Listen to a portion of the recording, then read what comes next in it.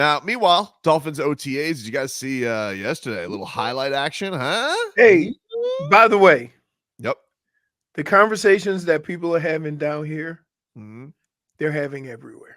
What do you mean? Who's in OTAs? Who's not? People love football, dude. But I would say the Players Association is trying to end it. They're trying to move it? Yeah, I heard like something about this. They're trying to end it or move it. Here's what they're trying to do. So instead of starting in like March, right, or April, and then doing that, and then doing mini camp, and then they're trying to do something along the lines of, let's do our OTAs a month before camp and then just roll right into camp. So you don't would you have liked that, or do you like the I way did that anyway? You did that anyway because you didn't do a volunteer, but you had a mini camp though at one point. But our mini camp was in May. It was right after the draft. So did you like the breakup, or would you have wanted to do like a little warm up and then into camp? For me, it didn't matter anyway. I would say this: the way they do camp has changed, because we would report like the middle of July, right? So we report like the weekend after 4th of July, somewhere around there. And we would report and then do our conditioning tests on that Sunday. And then we were full pads on Monday. So you didn't have, kind of the warm-up period of time to get you going. I'm not, one of the things that I would like, that it sounds good, is for this reason. You come in 3 weeks early, right? You're done at 1. It lets guys get acclimated. It lets guys hang out with one another a little bit, right? You get all that stuff before camp. Whereas the way camp was, first time you saw somebody, you had that meeting at 9:00 on Saturday night. You did your conditioning on Sunday.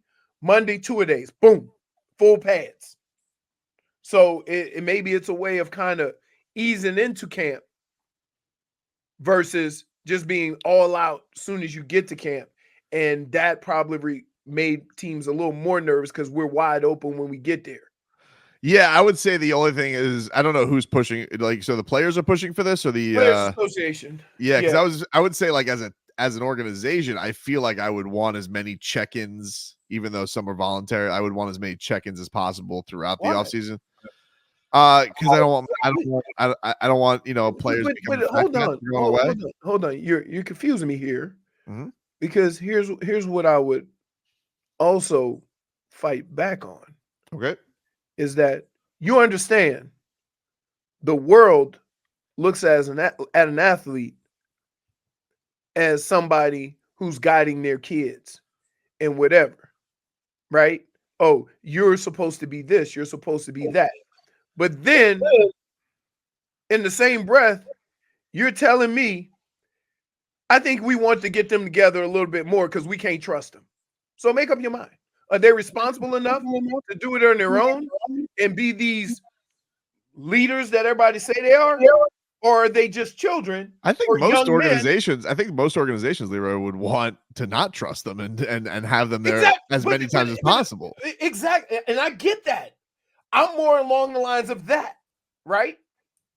I'm more along the lines of, hey, can you trust a 23 or 24-year-old? I don't care how smart or responsible they are, with $3-4 million to travel the world, right? That's real. That's not nothing new to society. That's real. They're young men. And imagine if Patrick Mahomes wasn't fat shamed in the middle of the season. Right. So I'm not saying it doesn't matter for him. I'm not saying you're wrong.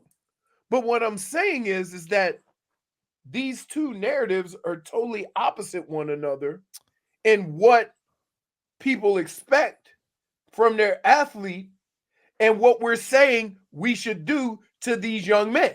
I'd be surprised for a couple of reasons. I'd be surprised because of organizations like we're talking about trusting the players, and then I'd also be surprised because the NFL loves. I know you think it's monotonous, and I get it. I'm not saying it's unfair. They just because look, they got media out there. Yeah. They got people out there. They want to keep. They want to keep the conversation going. That's the NFL taking stuff away from other parts of the schedule. Right. I'm gonna find that surprising that they would go for. But here's what I would say to you on that, right? Who's there? Like, all we care about is Tua, right? Because of his contract situation, right? Yep. Go look at the rest of the roster and see who's actually there. Well, you'd be shocked. You want to know what's great, though? See, here's the thing that's good. Mike McDaniel said something wise about this yesterday. There's only so many reps to go around, and you want to, because they don't have Odell there or Tyreek there, or they're there, but they're not all there together, right? That's what the young guys, the guys trying to make the team. Exactly. Right. So now Tua. That's what I said to you the whole time. Why would I go there? But now Tua is building a rapport. You ain't gonna never throw to half of these guys. Oh, I don't know, dude. Taj Washington flashed yesterday on Twitter. Dude, Marcos, I'm getting ready to blow a gasket. You can have your roster can have 90 players, right? Yeah, but he's a draft pick. People are excited about him, dude. If you're telling me you give a damn about who Tua is throwing to now, and not Jonnu Smith, Waddle, Tyreek Hill, and Odell Beckham, me and you gonna fight. Because you'll be lying to yourself. That's not fair. Because stop. When is he gonna throw to them guys in the game? I don't know. What if somebody gets hurt and then Tua's gonna be like, okay, so he gonna do a whole offseason for that one moment? We're gonna think back and Tua's gonna be like, Marcos, don't worry.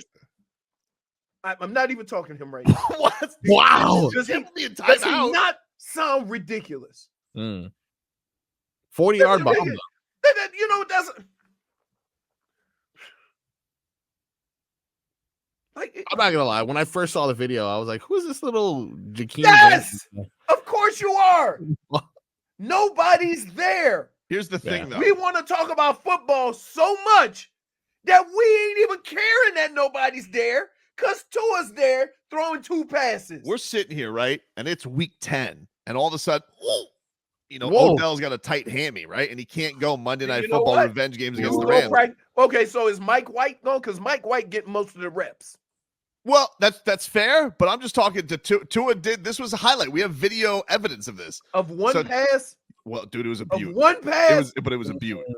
You got to admit that. That was a beaut. Please stop. Saying a beaut? What? No. Dude, one pass to a guy who, what are you doing? Nobody's there, dude. I understand. Why are we making a big deal? My whole point is I get everybody talking about OTAs. OTAs are important for some guys. I had to go to OTAs up until my 3rd year. Yep. Okay? I understand that. New to the league, we had new coaches, right? We had a new coaching staff. I get all of that. So there's going to be more of an emphasis when you have a new coaching staff, a new system, or what have you, to kind of get there and get some work in with the new system. Fine. But I'm saying now. Yeah, but hear me out. Let me just explain my scenario to you. You have to. Yeah, I heard you out. Let's have a fair conversation. So it's week 10. Let's take a journey to week 10. Week 10. It's week 10 against the Rams. There's 47 guys who aren't going to even be on the team. Okay, but this guy is, because he's a rookie draft pick. They're not getting rid of Taj Washington. And so Taj Washington is Odell can't go, tight hammy. And so they're going to turn to Taj Washington. And Tua's going to look to him in the sidelines because he's going to have those nervous eyes because it's going to be Monday Night Football. And he goes, "Hey, T-Dub, just like May, baby. Just like May. Just like May." And then all of a sudden, T-Dub is going to be like, whew, and he's going to go ball out because his QB brought him back to OTAs. Just playing catch, just like May. Can I just tell you something? Hey, in all my years playing with Bernie, Vinny, Warren Moon, Randall Cunningham, Brad Johnson, Dante Culpepper. Yes. All my years playing with all those quarterbacks. I have never been turned to and say, Lee, just like May. Just You like sure? Dude, I will drive down there and fight Just you. like May. You crazy? All right. Well, whatever the next time we have Bernie on, I'm asking him. Yeah. But again, here's another thing. We used to go work out with Bernie wherever. Right. So, like, okay, it's not like people aren't getting their work in. Yeah, but now T-Dub's But you're got the making in. a big deal about it not being there. T-Dub. T-Dub's got the in now. Dude, Just like May. It's just like May. can I just say this? I'm going to say this. If he has more than 25 catches, something went wrong. Actually, yeah, I was thinking that too. We get to the point And where you're sitting here having this conversation with me. If he has more than 25 catches, somebody got hurt and something went wrong. I think Louis Riddick called him the steal of the draft. Okay. Did he? I don't know if it was. I No, don't remember if it was he Louis didn't. Riddick. Somebody said something about T-Dub Right. on Twitter. You know They what? called him the You steal know of what's the draft. funny? You're one of the few people in my life that will lie to be right. Just make stuff up. When you pick Louis Riddick, right? I think Louis Riddick said he was stealing the draft. I think Louis Riddick said something about him. I think he did. I'm gonna tell you what they said about him. He has a lot of the same skill set as Tyreek Hill. And Tyreek is getting older. And you want to be able to have somebody that plays similar to him because he does get a little banged up during the course of the season. That's probably what they said. I'm gonna look it up. I feel like Louis Riddick said something. I'm looking it up, and a lot of people are saying for sure that he's a steal of the draft, but the people who are saying it are like TrojansWire.com. Oh, or wow. A Pac-12 defensive coordinator believes. Like, what? Hey, just listen. I'm not mad at anybody for wanting football. Okay, I get it. Your excitement, your enthusiasm for the game, it's all appreciated, right? But I'm gonna say this: to make a big deal about who is or who isn't playing football at the end of May is laughable. Found it. Oh, Okay. This was No, because you're lying. swear to God. You're Swear to God. okay, and you're going to read it word for word, or you're going to add the generalization and make it fit what you said. Okay. It's No. You didn't answer my question. I swear I'm gonna read. I'm the judge. I'm answer my reading Louis Riddick's tweet, Word for word. word for word. Okay. Okay. Now he has a thing he does. It's called the favorite non-first round selections from each team of the 24 draft. Okay. So Hold on. Favorite non-first round selections of by each the team Dolphins, not in the from league, by the Dolphins. from the 24 NFL draft that could be major impact players by year 3 or sooner. Try not to just pick obvious second rounders. And so he puts a list for everybody, and his pick for the Dolphins was Taj Washington. Can I also say how does that? that make it the steal? How of the many draft? picks did they have before Taj Washington? Well, I think 2 Okay, so you understand because they had Jalen the- Wright the- and Mo you Kamara. understand the jury pool was limited. Omar asked Louis Riddick on Twitter, Taj Washington over Mo Kamara for the Dolphins? Explain, please. And Louis Riddick did explain. He said, Taj has dynamic ability with the ball in his hands in the middle of the field. Super quick. Love the philosophical fit. I do like Kamara. Saw him play live in Boulder last year and did a lot of work on him. But not enough to make the list. Not enough to make the list, dude.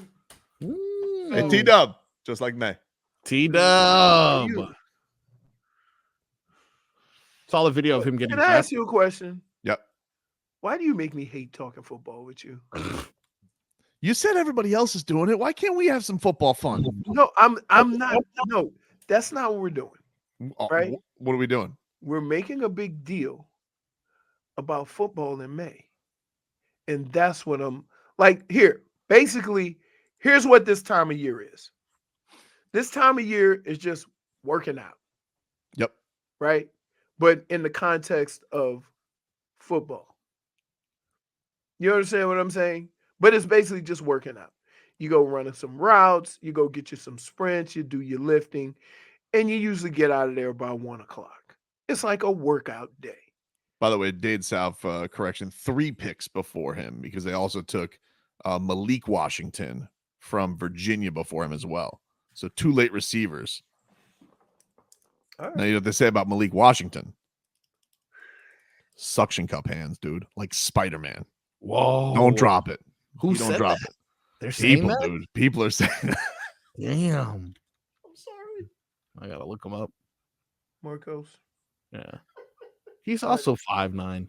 Oh, he's tiny. Why do you insist on playing Tobin's game?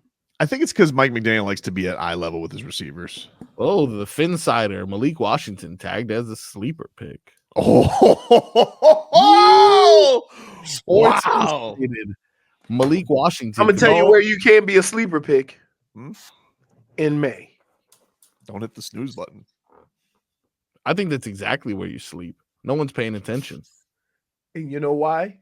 Because there's no football. Take a quick break.